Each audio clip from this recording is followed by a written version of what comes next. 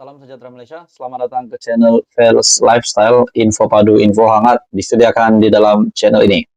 Saudara-saudara, setelah kita mengetahui bahwa Tun Dr. Mahathir yang mengundurkan diri tidak bertanding pada pilihan raya negeri yang akan datang ini, dan juga tidak akan menyertai mana-mana parti, namun kita tahu bahwa Tun Dr. Mahathir dilihat sedang bersama-sama dengan Perikatan Nasional.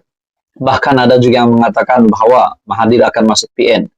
Namun setelah PN sendiri telah menetapkan kerusi yang dipertandingkan dan tiada slot untuk Tun Dr. Mahathir Mohamad.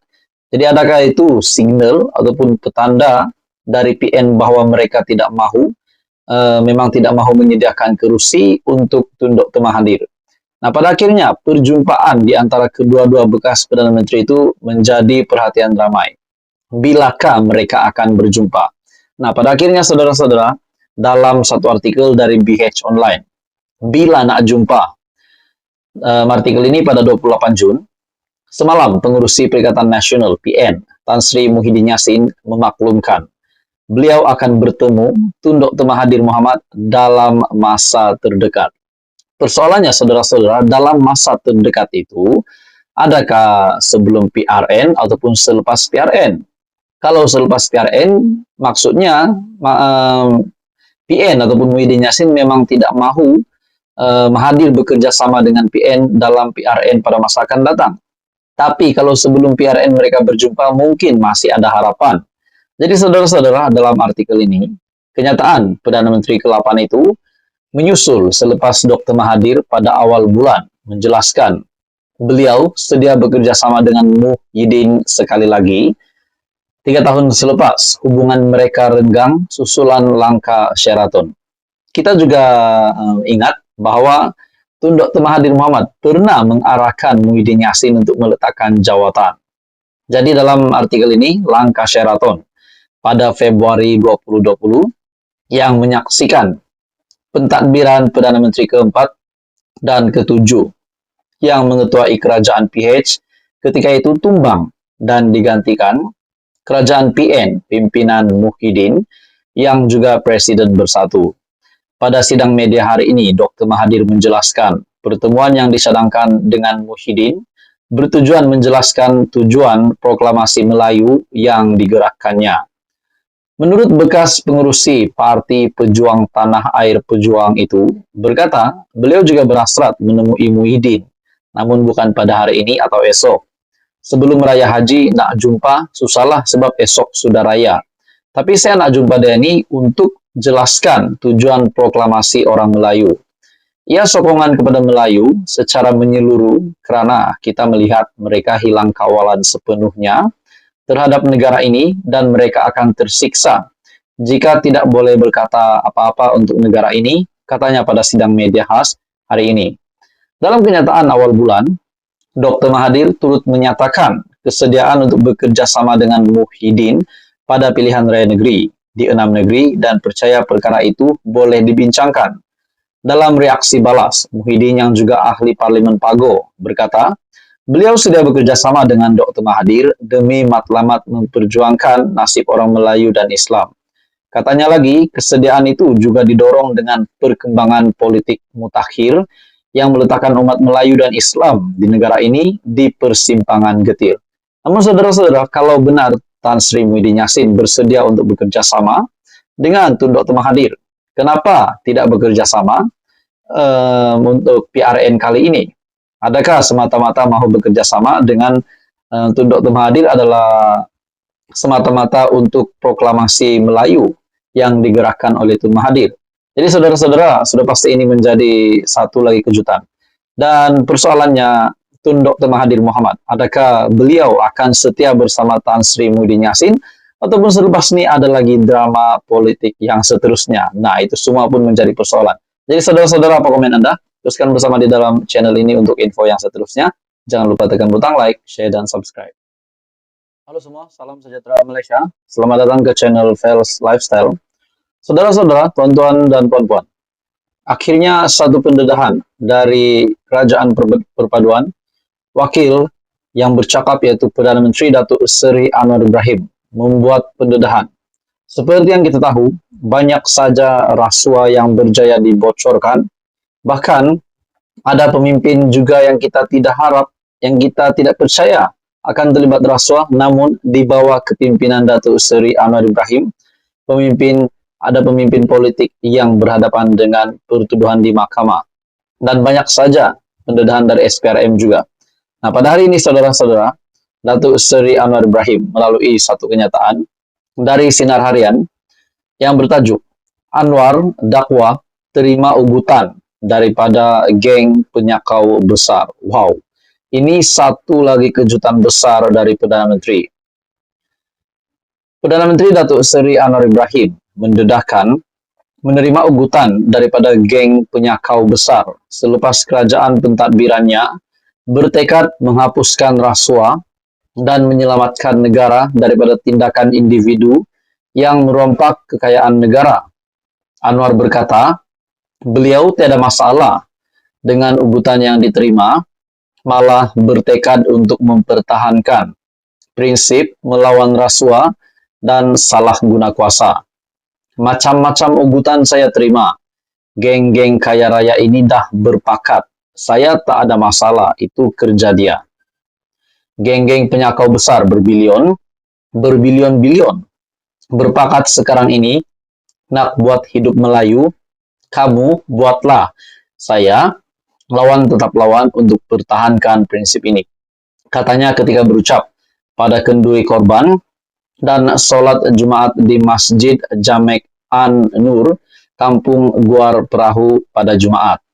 Dalam pada itu, Anwar berkata, beliau terbuka untuk ditegur dan dikritik sekiranya terdapat kelemahan dalam pentadbiran kerajaannya, namun bukan difitnah tanpa fakta dan penilaian yang adil.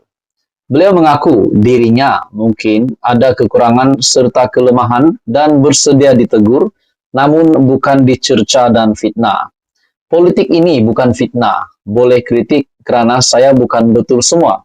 Saya pun ada kekurangan, mungkin saya tak tahu. Mungkin saya ada kelemahan, tapi bagi tahulah. Tapi cerca dan fitnah ini tak boleh, tidak kira sesiapapun, Cina atau Melayu, pakai kopiah atau kot, ini tak boleh, katanya. Beliau turut mengulas dakwaan perjanjian sempadan maritim Malaysia-Indonesia ditandatanganinya bersama Presiden Indonesia Joko Widodo pada 8 Jun lalu, membabitkan blok perairan itu sebagai fitnah dan tidak benar. Jelasnya, beliau tidak pernah menandatangani sebarang perjanjian maritim dengan Indonesia, membabitkan blok Ambalat berikutan tidak bersetuju dengan tuntutan yang dikemukakan Indonesia, dan begitu juga dengan Indonesia yang tidak bersetuju dengan tuntutan Malaysia. Jadi yang tu tangguh, yang lain kita tanda tangan tapi belum ada fakta. Ini di luar sana ada yang mengatakan seolah-olah Anwar ini seorang Perdana Menteri yang hianat dan jual kepentingan negeri kita, katanya. Jadi saudara-saudara, pernyataan dari Perdana Menteri amat mengejutkan. Bagi saya ini pasti mengejutkan PDRM, mengejutkan SPRM, mengejutkan Mahathir, mengejutkan Muhyiddin, dan ramai lagi. Setelah Anwar dakwa terima ugutan daripada geng penyakau besar. Persoalan yang pertama yang timbul adalah siapakah geng penyakau besar ini?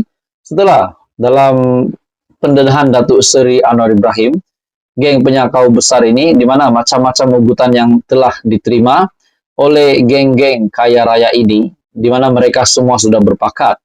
Geng-geng penyakau besar berbilion-bilion berpakat sekarang ini nak buat hidup Melayu, kamu buatlah, saya lawan tetap lawan untuk pertahankan prinsip menurut Datuk Seri Anwar Ibrahim. Bagi saya ini satu lagi kejutan besar dari Datuk Seri Anwar Ibrahim kepada ramai orang. Jadi apa komen Anda? Teruskan bersama di dalam channel ini untuk info yang seterusnya. Mohon kiranya Anda bantu channel ini dengan menekan butang like, Anda boleh share video ini dan tekan butang subscribe. Halo semua, salam sejahtera Malaysia. Selamat datang ke channel Vels Lifestyle. Info padu, info hangat disediakan di dalam channel ini.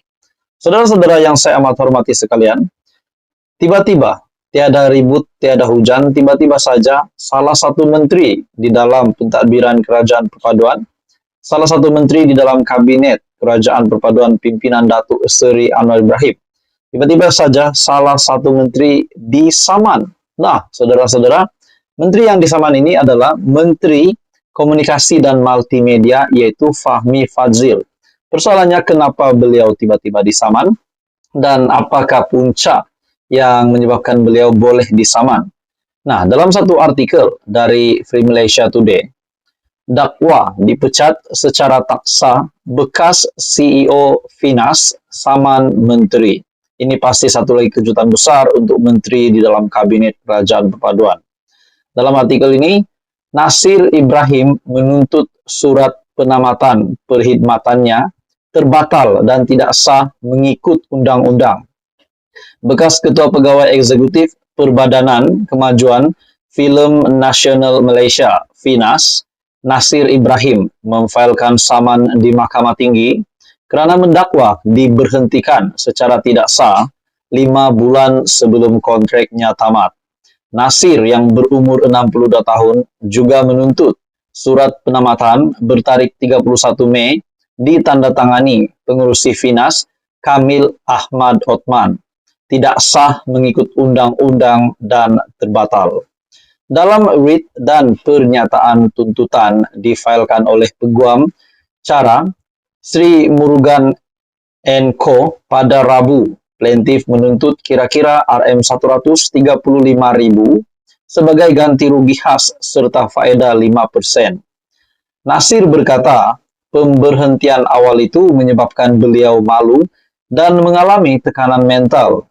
Beliau menamakan Menteri Komunikasi dan Digital Fahmi Fadzil, Finas dan pengarahnya Mastura Ahmad Mustafa, Idwan Arif Abdul Rahman, dan Nur Azam Syairi sebagai defendant dalam saman itu. Dalam satu kenyataan, 1 Jun, Finas mengesahkan bahwa Nasir telah disingkirkan sebagai Ketua Pegawai Eksekutif. Berikutan dakwaannya bahwa beliau telah dipecat. Nasir yang dilantik sebagai Ketua Pegawai Eksekutif Finas dengan kontrak 2 tahun pada 1 November 2021, turut menuntut ganti rugi AM dan bayaran lain yang difikirkan sesuai oleh mahkamah. Dalam kenyataan tuntutan dilihat FMT, beliau berkata pelantikan itu adalah bersama gaji bulanan RM20.000 dan allowance RM6.800. Beliau berkata pelantikannya dikawal oleh Akta Badan Berkanun, Tata Tertib dan Surcharge 2000 dan menteri boleh menamatkan perkhidmatannya dengan memberinya notis 30 hari atau membayarnya sebulan gaji sebagai ganti tempoh notis itu. Nasir mendakwa beliau diminta berhenti pada Jun selepas dibayar gaji sebulan. Bagaimanapun, beliau berkata penamatan itu dilakukan dengan niat jahat dan tidak diberi alasan yang kukuh. Menurut Nasir, hari terakhir perkhidmatannya ialah pada 31 Mei lalu, berdasarkan surat yang ditandatangani Menteri pada 5 Mei lalu. Beliau berhujah bahwa Finas tidak mempunyai lembaga pengarah yang sah, terdiri daripada sekurang-kurangnya 9 orang pada masa itu. Jelasnya, Fahmi pada 1 Jun lalu memberitahu media bahwa keputusan memecatnya dibuat oleh lembaga pengarah Finas tanpa sebarang campur tangan daripadanya. Bagi saya ini satu lagi kejutan kepada Fahmi Fadzil sendiri, di mana dalam satu artikel dari FMT, dakwa dipecat secara tak sah, bekas CEO Finas saman menteri. Apa komen Anda? Teruskan bersama di dalam channel ini. Untuk info yang seterusnya, jangan lupa tekan butang like, share, dan subscribe.